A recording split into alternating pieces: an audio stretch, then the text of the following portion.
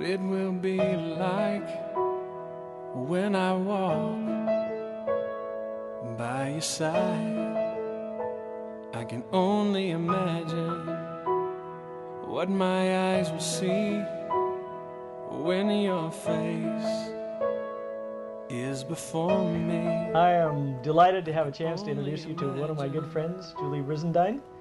And we've known each other for several years, and I wanted to bring her story here, and since not every one of you can come and visit her, this is a chance for her to share her story with you. And she gets to come to church once in a while, but because of her disability, she's not able to come very often. Well, I have always believed in God, but I was always in the rat race of the worldly things, and I never slowed down to really listen to him. Dara and Kathy Arrow, and Dara came up to me and said, "I'm going to church.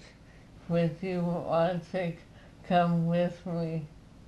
And I laughed at him because I didn't think he was serious. And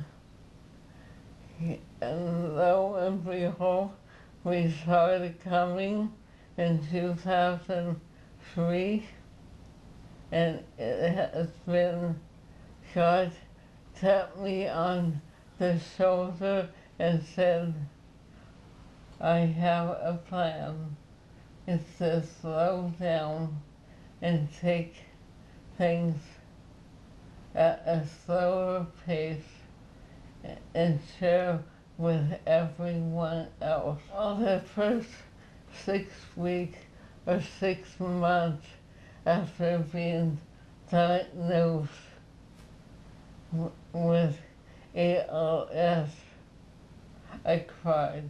And then I started praying to God and just asking Him to help me get through this.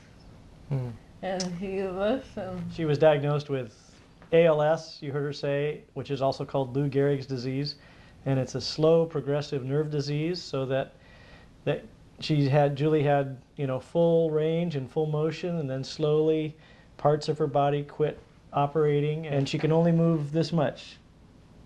That's as much as she can do with her finger, and yet you still feel like God has a purpose for you. Yes, He does.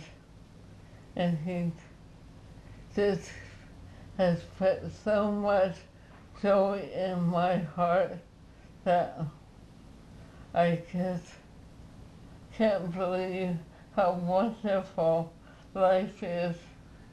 And so what do you do in the middle of the night when you can't sleep? When I go to bed, I listen to my worship music for an hour, and then I pray. Sometimes it might be a half hour, or it might be an hour and a half, depending on who needs some extra prayers. I don't care about material things, because we don't need it in heaven. We can't take it with us. I don't really worry about our country. I pray for them, but I don't worry because God's in control and He has the last word. I don't think I was ever mad at God because He didn't give it to me. He's just using it for the plan He had put in place before time. And do you have ways that you feel like you can touch others? How can you touch others? I mostly through prayer. A lot of times I seem like to be people's counselors they come ask me what they should do. So they come to you to find counsel, huh? Yeah. That's And great. I always tell them to pray and read their Bible And do you listen to the messages from Southern Family Church still? every week.